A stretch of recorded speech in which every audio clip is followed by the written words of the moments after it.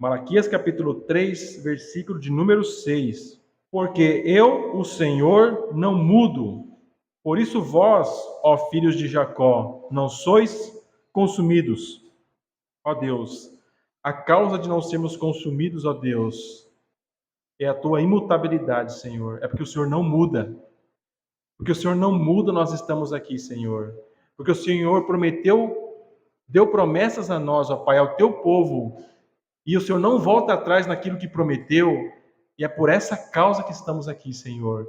Por isso, então, Deus, pedimos a tua misericórdia, a tua graça, ó Deus, para que juntos, enquanto igreja, possamos entender esta passagem que vai tratar sobre, ó Deus, a tua imutabilidade.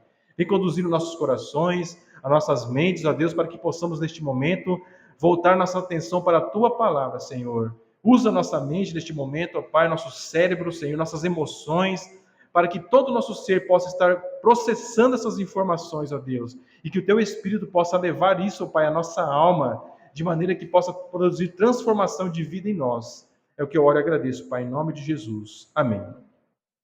Meus irmãos, temos aqui então o título do nosso sermão, extraído aqui do texto que nós vamos expor nesta noite.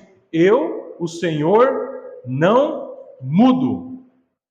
Esse texto vai tratar do que ficou conhecido, do que é conhecido como a imutabilidade de Deus. Uma palavra mais simples, Deus não muda.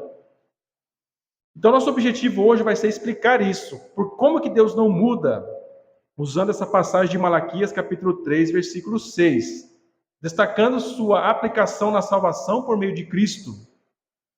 Vivemos num mundo que muda sempre está mudando, constantemente mudando. No entanto, irmãos, nós temos que nos adequar a essa realidade que vivemos aqui. O mundo muda, as circunstâncias mudam, os tempos mudam, as pessoas mudam. Mas em meio a tudo isso, há uma verdade, irmãos, que vai nos confortar enquanto crentes. Deus, ele não muda. Ele é o mesmo ontem, ele é o mesmo hoje e para sempre. Malaquias capítulo 3, versículo 6, nos revela essa realidade de forma poderosa. Porque eu, o Senhor, não mudo, por isso vós, ó filhos de Jacó, não sois consumidos. Nós vamos expor essa passagem esta noite. Estava vendo uma reportagem essa semana de uma região muito alta no Peru, cuja expectativa de vida é de 35 anos de idade. É um lugar muito gelado. E não só isso, irmãos, é um lugar muito pobre, sem infraestrutura. A estrutura que tem lá é precária, é como se fosse uma favela numa montanha, que neva. E lá o oxigênio ele é reduzido. Então, quando você vai viajar para lá, você não está acostumado, você perde o fôlego, você passa mal, porque o oxigênio é muito curto.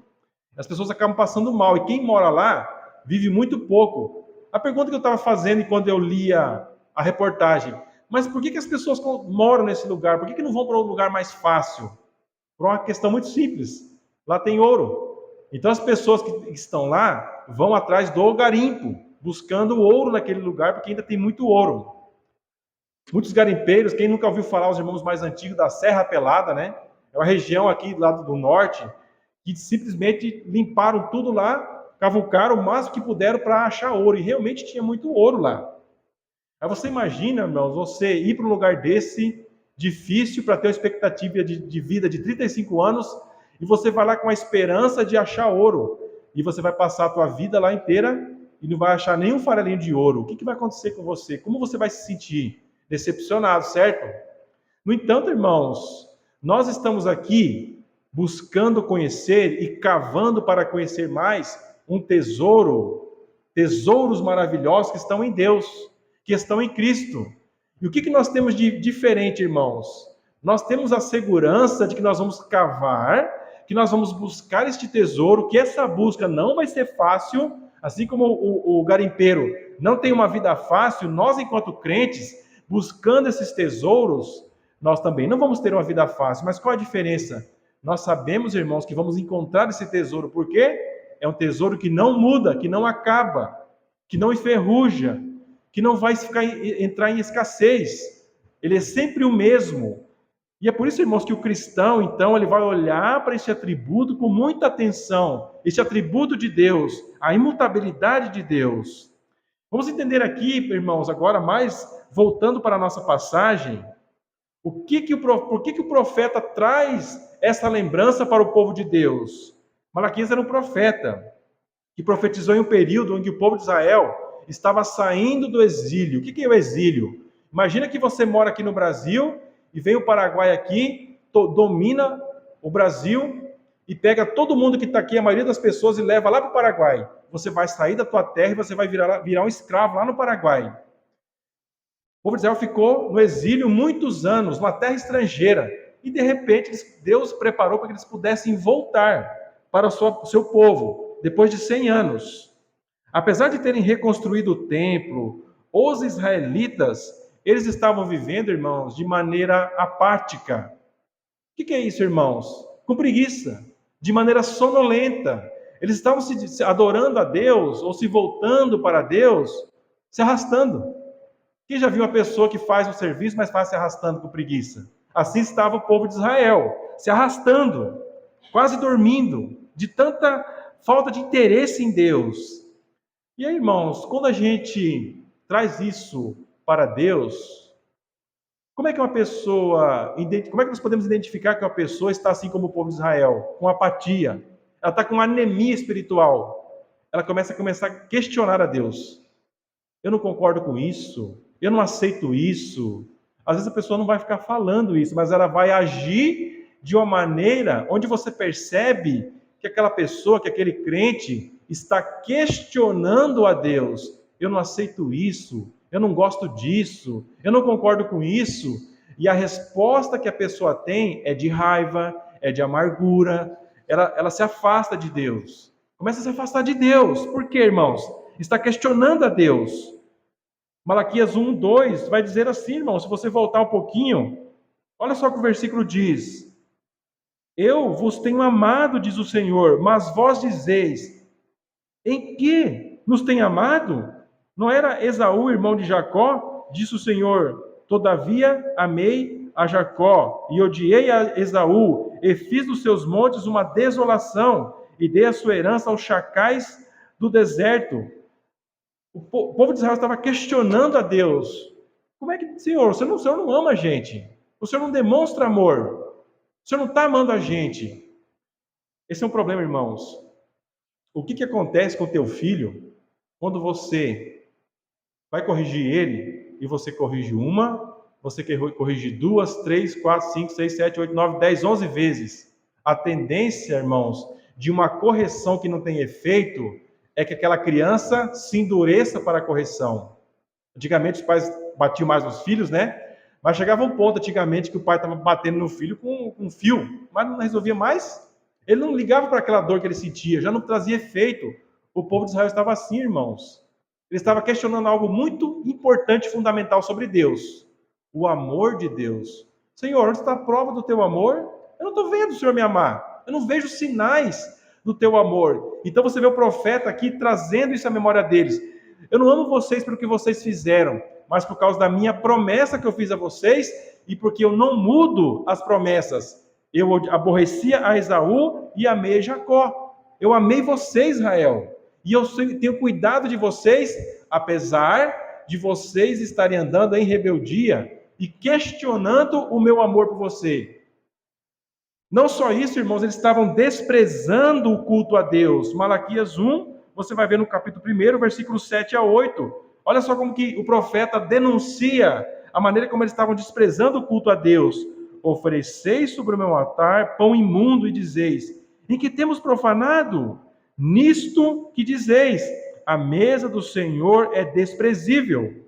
Porque quando ofereceis animal cego para o sacrifício, isso não é mal? E quando ofereceis o coxo ou o enfermo, isso não é mal? Ora, apresenta-o ao teu governador, porventura terá ele agrado em ti? Ou aceitará ele a tua pessoa? Diz o Senhor dos exércitos. Então, eles estavam vindo no culto, eles estavam oferecendo o sacrifício, mas de que jeito que era? Acho que eu vou... tem aqui uma cabeça de gado aqui, 100 cabeças de gado aqui. Vou pegar esse doente mesmo aqui e vou oferecer para Deus. O profeta falando, mas você quer oferecer isso para Deus? Se você oferecer isso para um rei, ele ia aceitar? Exatamente, não vai aceitar. Então, como que você está oferecendo isso para Deus? Irmãos, um segundo sinal de que uma pessoa ela está ali apática espiritualmente, não é só que ela questiona Deus, ela não busca oferecer o melhor para Deus, ela oferece o pior.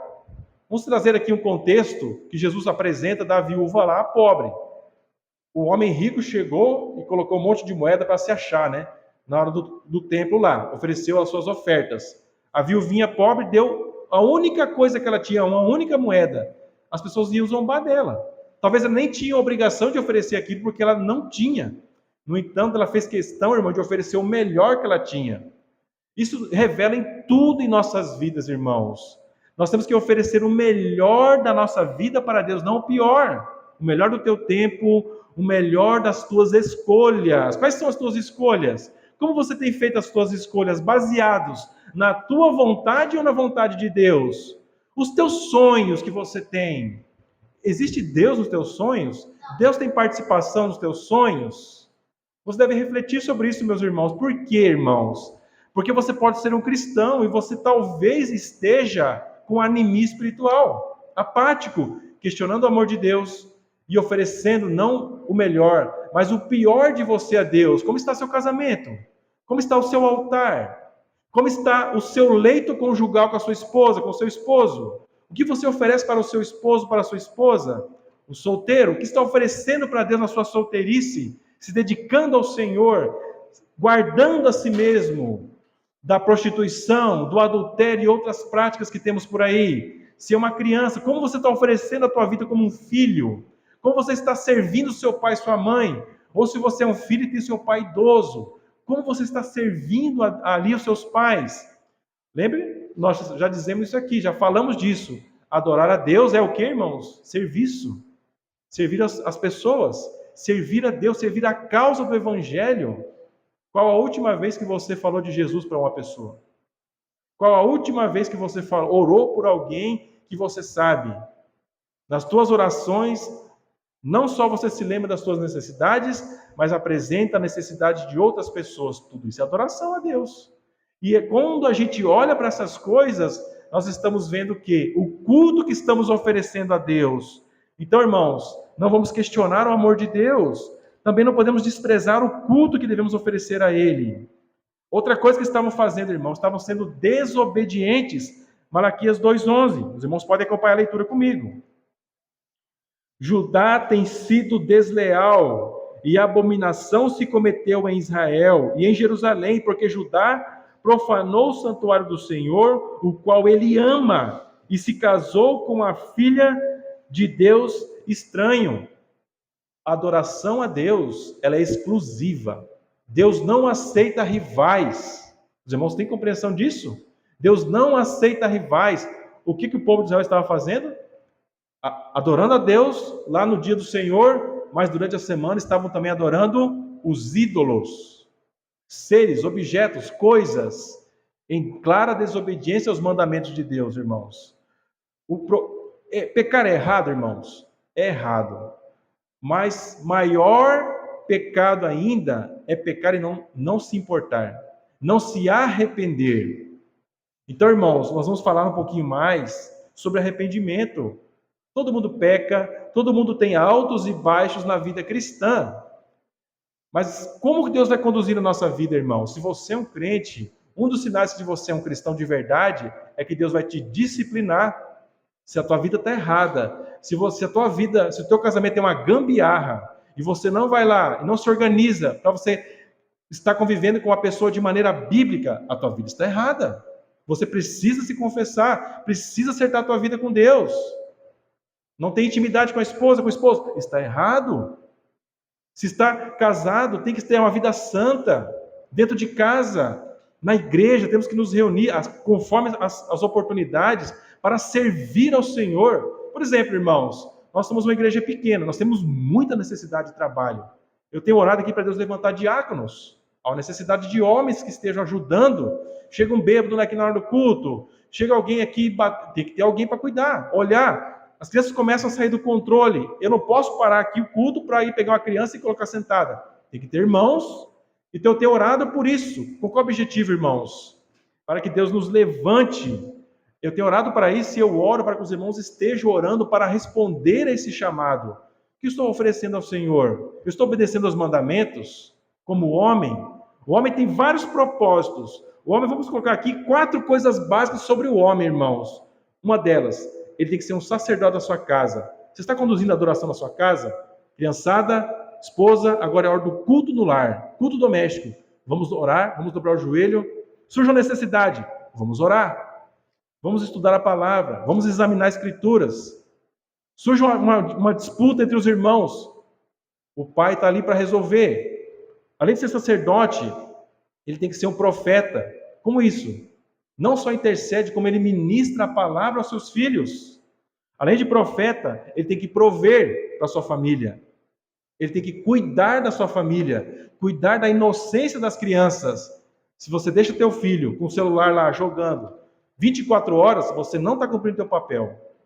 Se você deixa teu filho lá, sair com a molecada na rua, sem saber com quem estão andando, que hora que ele chega em casa, o teu filho está em abandono. Você não está cumprindo teu papel como homem. Por que é importante nós olharmos para essas coisas, irmãos? Porque não adianta vir ao culto e não cuidar dessas coisas. Enquanto crente, Deus vai cobrar de nós. Mesma coisa as irmãs. O que eu estou fazendo como mãe, como dona de casa? Eu preciso prover para os meus filhos também. Fazer o almoço, fazer a comida, organizar a vida deles. Eu preciso pensar no futuro deles, orar por eles. Com quem estão saindo, com quem estão brincando. Como está a educação? Como estão os modos do meu filho? Como estou cuidando deles? Preciso pensar nisso. Eu não posso deixar meu filho entregue sem disciplina. Então, quanto mãe, eu vou orar, eu vou interceder por ele, vou buscar, vou trazer o meu filho para que ele possa vir para a casa do Senhor. Não vou ter preguiça de vir na igreja, não vou ter preguiça de acordar e orar por eles. Vou pensar neles em primeiro lugar e depois em mim em segundo. Isso é ser crente, irmãos. Isso é adorar a Deus e ter uma vida fervorosa. Quem já leu a Bíblia de capa a capa? Se você não começou, comece imediatamente, depois do culto. Comece, aqui as nossas Bíblias têm um plano de leitura. Siga um plano de leitura, mesmo que seja um capítulo por dia. Se você ainda não começou, comece imediatamente, irmãos, porque sem a palavra você está aí perdido, sem rumo. Então corra para a palavra, irmãos. Por quê? Se a gente não caminha com Deus na palavra, o que vai acontecer, irmãos? Você vai estar igual ao povo de Israel, irmãos. Questionando o amor de Deus, desprezando o culto a Deus e desobedecendo às suas leis. No capítulo 3, Deus confronta o povo por sua infidelidade, mas também oferece uma promessa de purificação e restauração. Ele anuncia que enviará seu mensageiro para preparar o caminho. Malaquias 3:1, vamos ler. Eis que eu envio o mensageiro que preparará o caminho diante de mim, e de repente virá o seu templo, o Senhor, quem vós buscais, e o mensageiro da aliança, a quem vós desejais. Eis que ele vem, diz o Senhor dos exércitos. O povo de Israel, depois que Malaquias diz essas palavras, passou por 400 anos no mais absoluto silêncio, sem profeta.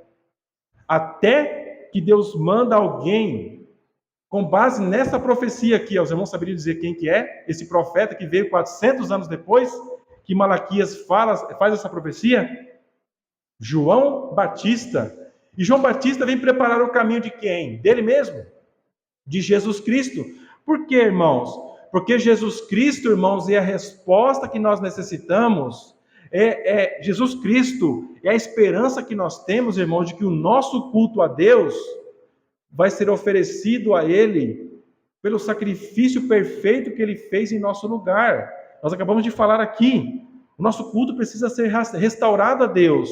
O nosso culto precisa ser apresentado com perfeição perante Deus. Mas nós vamos conseguir oferecer isso por nossa própria força, irmãos? Não vamos conseguir. Quem que pode oferecer esse culto em nosso lugar? Jesus Cristo. Então aqui, Malaquias capítulo 3, que é o versículo 6 que estamos lendo, ocorre um momento em que Deus reafirma a sua fidelidade à sua aliança. Ele declara que o único motivo pelo qual os filhos de Jacó não foram destruídos é a sua imutabilidade. Vou fazer uma pergunta para você seja sincero. Se você fosse dono do povo de Israel, você ia ter a paciência que Deus tem com eles? A gente não teria. No entanto, Deus teve paciência, irmãos. Por que Deus teve paciência? Porque Deus não muda o que Ele prometeu. Então, na sua misericórdia, na sua fidelidade, irmãos, Ele também age assim na tua vida. Na minha vida, Deus é muito paciente, meus irmãos. Ele é um ser que demonstra muita paciência, porque todo dia a gente erra, todo dia a gente peca, e nós passamos, às vezes, por longos períodos, por uma estiagem espiritual muito grande, pensando, acho que amanhã eu vou pensar nisso, acho que eu vou levar a sério isso só depois. Por isso, então, nós temos essa promessa aqui, irmão, de que Jesus viria para restaurar o nosso culto a Deus. Essa declaração também funciona como um convite ao arrependimento. Nos versículos seguintes, Malaquias 13:7-12, Deus chama o povo a retornar a Ele, oferecendo bênçãos se eles obedecessem a Deus, se eles restaurassem o seu culto diante de Deus. Irmãos, é um grande presente, é uma grande alegria poder testemunhar, irmãos, entre o povo de Deus, aqueles momentos onde o povo de Deus confessa o seu pecado, o seu afastamento de Deus e começa a se voltar com arrependimento perante o Senhor. É nesse contexto, meus irmãos, que acontecem os avivamentos que nós já ouvimos falar na história. Quando o povo, irmãos, se arrepende dos seus pecados, começa a ver a feiura dos seus pecados e começa a se voltar a Deus. Então vamos pensar aqui duas coisas de acordo com o nosso texto. A primeira, a imutabilidade do ser e do caráter de Deus. Quando o texto diz em Malaquias 3:6, eu, o Senhor, não mudo. O que significa essa expressão, irmãos? Essa expressão destaca que Deus, na sua alta existência e na sua eternidade, ele não muda. A sua imutabilidade significa que seu caráter, suas promessas e seus decretos permanecem os mesmos. Observe a vida de uma criança, as mamães, né, que estão aqui. Se você começar, por exemplo, a colocar o teu filho para dormir cada dia no horário, você vai ver quanto que ele vai ficar bravo, estressado. Cada dia você dá uma comida no horário diferente. Observe que você vai ter ali, né? Uma panela de expressão, de tanto bravo que ele vai ficar. Porque a criança gosta do quê? De uma rotina. Ela espera que as coisas aconteçam sempre no mesmo horário. Por quê, irmãos? Isso traz o quê para eles? Segurança. Olha o mundo que nós vivemos, irmãos. Cada pouco as coisas mudam. Cada pouco você vê o cenário mudando diante de você, a tua vida mudando. Você pensa que tudo vai se caminhar para uma coisa que você quer e desmorona tudo. Você tem que começar do zero, né? Não é assim, irmãos? Lava a roupa limpinha lá, põe no varal, dá uma ventania, cai de poeirão, tem que lavar tudo de novo, né, irmãos? E assim tantas coisas que nos frustram, porque mudam constantemente. No entanto, Deus está lembrando o povo de Israel, eu não mudo. Eu, o Senhor, não mudo. A imutabilidade de Deus é algo que traz conforto para nós, mas também uma advertência. Conforto porque Deus não muda em seu amor, em sua misericórdia, e advertência porque ele também não muda em sua justiça e santidade. Isso nos ensina que podemos confiar plenamente em Deus. Quando ele promete salvar, ele salva. Quando ele adverte sobre o juízo, você pode ter certeza que ele vai cumprir. Essa é uma dificuldade que as pessoas enfrentam, irmãos. Você vive num mundo, irmãos, onde as pessoas professam incredulidade em Deus. Vamos pegar o cenário do dilúvio, para os irmãos terem uma ideia. Noé ficou vários anos, um século mais ou menos, construindo e falando para as pessoas, vai vir uma chuva aí, vai alagar tudo, vamos se consertar com Deus, vamos pensar no que nós estamos fazendo aí, Deus vai fazer isso porque ele não está gostando, isso está errado, e ele prometeu que vai trazer consequências, mais cedo ou mais tarde isso vai acontecer, vamos se arrepender, pessoal, vamos dar ouvido, vamos parar de ser burro, de ser mula, que precisa de cabresto para ouvir, vamos escutar.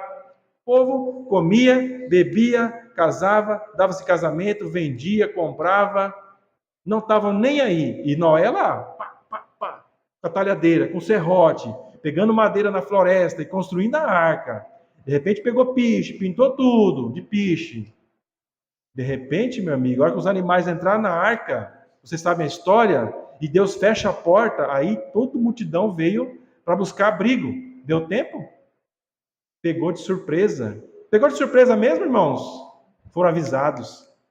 Toda a igreja, por mais fraca que seja a teologia, está anunciando por aí que Jesus vai voltar. Hoje nós vamos ministrar a Santa Ceia. A Santa Ceia é um anúncio visível de algo que vai acontecer. O quê? O retorno majestoso e glorioso do nosso Salvador. Para nós, festa. É uma festa de casamento. Para os ímpios, irmãos, é o leão da tribo de Judá que está voltando, furioso, para trazer o juízo. Vai ser água? Sabe o que vai ser água? De novo? Fogo. Fogo ardente consumidor. As pessoas se importam, irmãos? Estão se importando com isso? Não estão nem aí, irmãos. A maioria das pessoas não estão preocupadas. Por quê, irmãos? Nós vamos pensar um pouco aqui. Porque eles acham, irmãos, que a paciência de Deus é o motivo para eles sempre deixar para o amanhã. O famoso empurrar com a barriga. Amanhã eu penso nisso. Amanhã eu penso. E de repente a pessoa morre. Vai dar tempo? Não vai dar tempo. Então, vamos pensar. Por isso, ó filhos de Jacó, não sois consumidos, porque Deus não muda. O que o profeta quer dizer? A primeira coisa, Deus é fiel ao seu pacto. Irmãos, Deus só cumpre promessas, irmãos, conosco, não é porque nós merecemos ou fazemos tudo certinho, mas porque Ele é o quê, irmãos? Fiel. E se Ele é fiel, Ele não muda. Deus, Ele não muda. Os filhos de Jacó representam o povo da aliança. Apesar de suas falhas, eles não foram destruídos, porque Deus permaneceu fiel à aliança feita com seus antepassados. Se dependesse da fidelidade deles, eles já teriam sido consumidos. Eles mereciam ser consumidos. Quando Deus olha para nós, irmãos, o que você merece, irmãos? O que eu mereço? Também ser consumido exatamente como o povo de Israel. No entanto, o que nos preserva a existência? E não só preserva a existência, mas a nossa vida é recheada de bênçãos. Porque Deus é fiel. E porque Deus não muda, Ele cumpre aquilo que Ele prometeu. Por causa da sua mutabilidade, Ele é paciente. A expressão não sois consumidos aponta para a paciência de Deus. Deus retém seu julgamento, oferecendo tempo para arrependimento. Isso é confirmado em 2 Pedro 3:9, que eu vou ler para os irmãos. 2 Pedro 3:9 diz: o Senhor não retarda a sua promessa, ainda que alguns a tenham por tardia, mas é longânimo. O que é longânimo? Paciente para conosco, não querendo que alguns se percam, senão que todos venham a arrepender-se. As pessoas pensam, irmãos, que o fato delas não serem consumidas imediatamente toda vez que elas pecam, significa, elas interpretam isso como se não fosse dar nada, não vai dar nada, não vai acontecer nada, então eu posso continuar pecando e desprezando a Deus. Esse é o raciocínio, irmãos. No entanto, o que você vê aqui? O que o texto nos diz? Nós não somos consumidos, irmãos, porque Deus ele é paciente. Vamos discernir o cenário que nós vivemos, meus irmãos. E eu não gosto de falar disso, porque isso me entristece muito. A gente vive num cenário evangélico, cristão entre aspas, onde muitas pessoas já ouviram falar de Deus e do Evangelho. No entanto, irmãos, elas estão ali, como eu já falei várias vezes aqui, em cima do muro. Elas não sabem o que elas querem da vida. Elas não sabem se elas vão com Deus, elas não sabem se vão estar ali numa bagunça ali na rua, se estão ali no bar bebendo, estão na igreja, ela não vê muita diferença. Então ela está meio em cima do muro. Muitas pessoas vivem dessa forma. Por quê, irmãos? Deus está demonstrando paciência, paciência e paciência. E como ela interpreta a paciência de Deus? Como se Deus estivesse dando licença para ela continuar vivendo dessa forma. Em pecado, sem confessar seu pecado, sem se arrepender dos seus pecados. Irmãos, não devemos fazer dessa forma, irmãos. Não devemos pensar dessa maneira. Isso é um erro.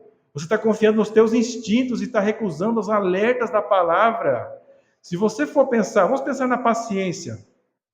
Para alguém ser um pescador ou um caçador, ele pode ser ansioso, irmão Assolino? Muita paciência. A vara está ali, ó, não mexe nada. O cara está lá o dia inteiro, tomando sol e está ali. O caçador está ali, ó. A presa está lá. Mesmo animal que caça, né? Ele está ali, ó. Ele não tira os olhos da presa, aguardando o momento certo para dar o tiro certeiro. A distância precisa, o momento correto até que ele casse a presa, jogue a flecha, pesque ou dê o tiro. Da mesma forma, irmãos, Deus, ele é descrito na palavra como um grande caçador. E um dia, mais cedo ou mais tarde, ele vai prender e executar aqueles que rejeitam o amor e a misericórdia que ele ofereceu por meio de Cristo. A esses que o profeta está aqui falando, a esse ser maravilhoso que veio este mundo, mansamente, humildemente, oferecendo salvação a todos que nele crerem. E um dia vai tratar com essas pessoas. Por isso, quando a gente pensa na paciência de Deus, pensa por dois lados, é uma rua de mão dupla. Pense, irmãos, você não pode negligenciar a paciência de Deus.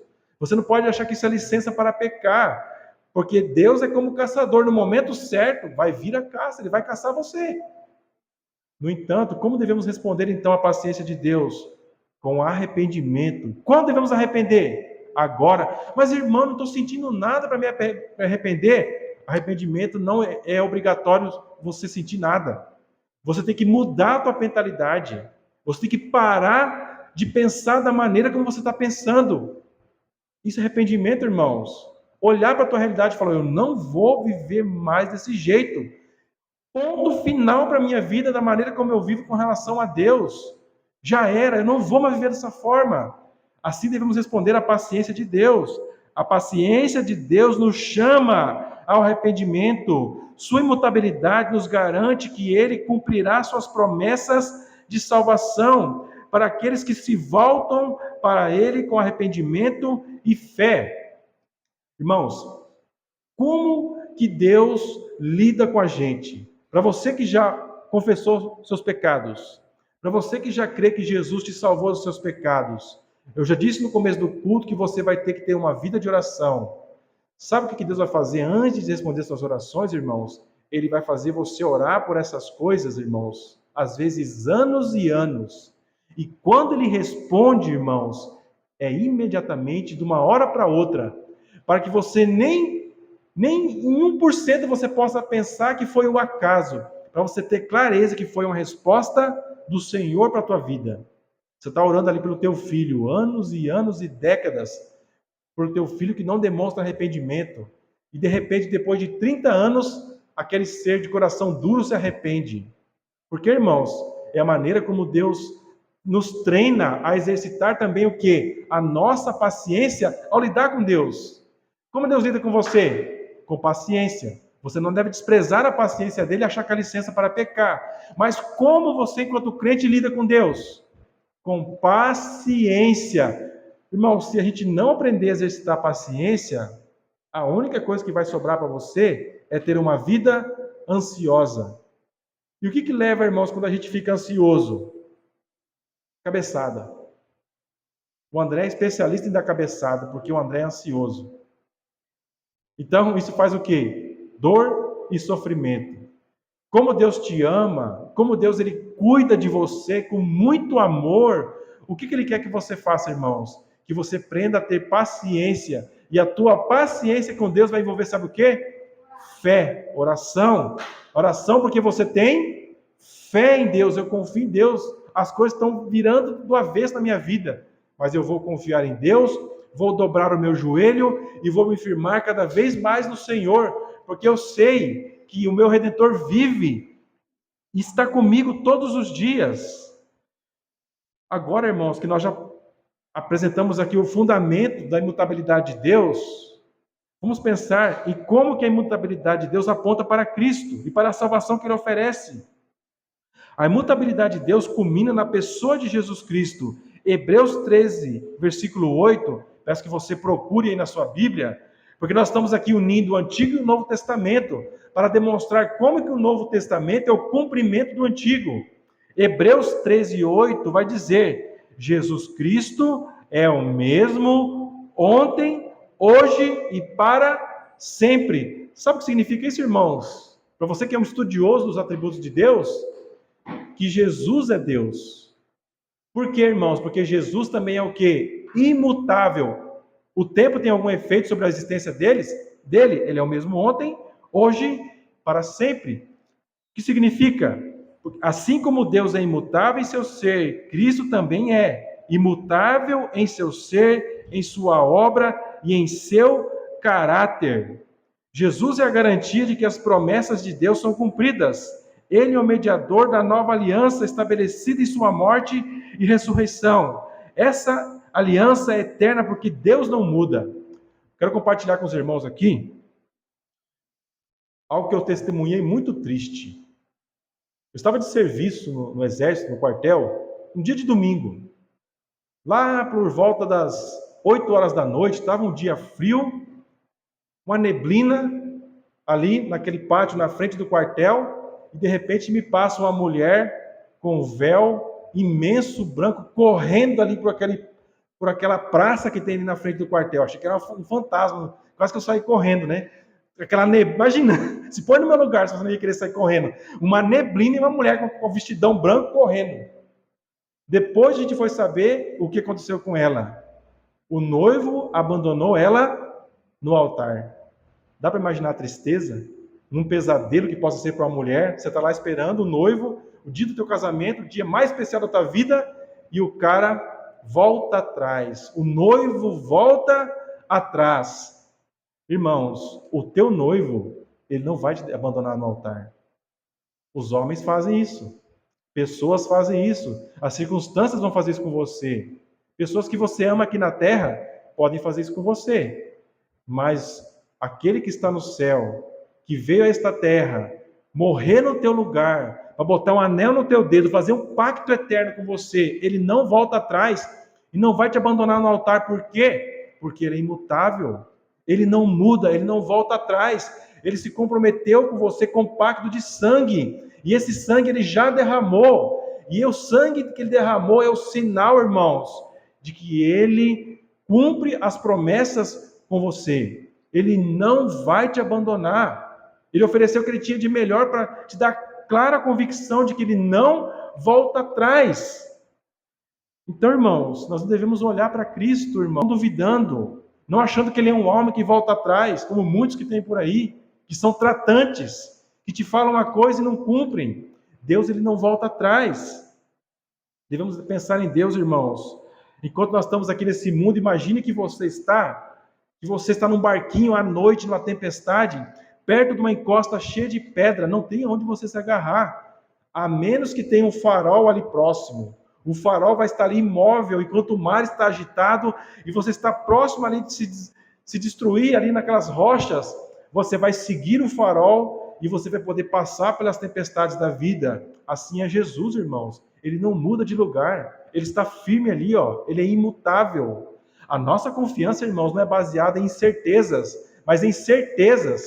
Eu fico muito triste, meus irmãos, quando eu vejo crentes, eu creio que são crentes em Jesus Cristo, mas estão enfermos. Por quê, irmãos?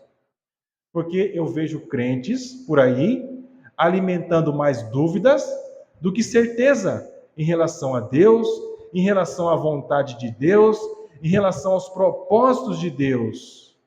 E aí você vê a pessoa sofrendo, irmãos, se debatendo, porque ela não está alimentando certezas, mas dúvidas.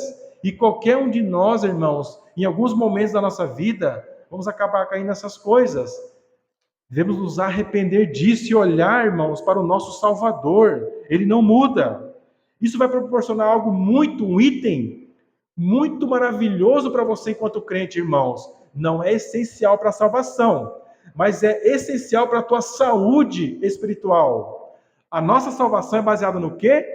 Na fé, certo, irmãos? Só que a fé, irmãos, ao ser exercitada, ela vai produzir, irmão Carlos, um fruto. Segurança. A segurança, irmãos, vai trazer para você mais conforto. Vai ajudar você a passar pelas lutas dessa vida se sentindo mais seguro. E por isso o crente, irmãos, ele é chamado a encontrar segurança da sua salvação. Segurança de que Jesus, como eu descrevi aqui, esse noivo perfeito que não volta atrás, ele cumpre as suas promessas na sua vida, ele não está distante, longe de você. A imutabilidade de Deus significa que aqueles que estão em Cristo estão seguros. Romanos 8, 38 a 39, nos assegura que nada pode nos separar do amor de Deus em Cristo Jesus. Assim como os filhos de Jacó não foram consumidos, os que estão em Cristo nunca também serão consumidos, nunca serão rejeitados e abandonados no altar. Ele vai cumprir as promessas de salvação sobre a tua existência. Se você está em Cristo, você pode descansar na certeza de que sua obra na cruz é suficiente e definitiva. Sua salvação não depende de suas obras, mas da fidelidade imutável de Deus que é revelada a nós em Cristo Jesus. Algumas aplicações, meus irmãos, para encerrarmos. Responda a imutabilidade de Deus com arrependimento e fé. A paciência de Deus não deve ser desprezada. Malaquias 3:7 diz: voltai para mim e eu voltarei para vós. Às vezes a gente faz isso em casa com nossos filhos. Você vê ele lá, você já deu instruções, você já deu alertas, não mexe nessa tomada, senão você vai tomar um choque. Ó, se eu fosse você, eu não mexia aí. E o que você faz educadamente? Para você educar ele de maneira didática? Deixa ele meter o dedo lá. Aí ele vai se lembrar que ele não deveria meter o dedo ali, irmãos. Voltai para mim e eu voltarei para vós. Você quer bater a tua cabeça fazendo as mesmas coisas que você fazia no passado? Vai lá então. Deus não vai fazer nada. Ele vai deixar você bater a tua cabeça. O que vai acontecer? Lágrimas, sangue, sofrimento. E aí você vai voltar novamente para o seu pai. Mas ele vai jogar isso na sua cara de desprezar? Não. Voltai para mim e eu voltarei para vós. Todos nós, irmãos, ninguém pode rir um do outro. Todos nós passamos pelo mesmo processo de disciplina de Deus. Constantemente, irmãos, nós queremos andar. Deus já alertou, você já foi disciplinado, Ele já te deu no passado algumas varadas, mas você quer insistir, quer se distanciar. O que vai acontecer? Varada de novo. Até que você um dia se dê por vencido, se arrependa e confie em Deus e diga: Pai, por favor, tenha misericórdia de mim. Volta para mim, Senhor. Se volta para mim como o Senhor sempre esteve do meu lado.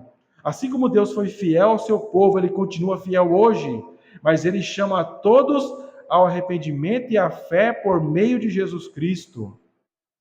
Outra coisa, adore ao Deus fiel. A imutabilidade de Deus nos convida à adoração. Ele é digno de toda a nossa devoção, porque permanece o mesmo em sua majestade, graça e amor. Assim como uma criancinha, irmãos, necessita de estabilidade e segurança, nós também necessitamos espiritualmente. Mas você não vai encontrar isso no mundo, ou nos ídolos desse mundo. Você só vai encontrar essa segurança em Deus. E quando você começa a encontrar segurança em Deus, você está aprendendo a adorar a Deus.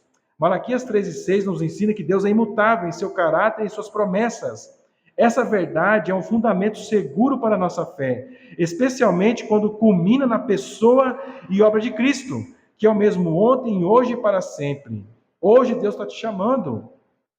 Hoje Deus está chamando você ao arrependimento e à fé. Volte-se para Ele com fé em Cristo, sabendo que Ele não rejeitará aqueles que o buscam.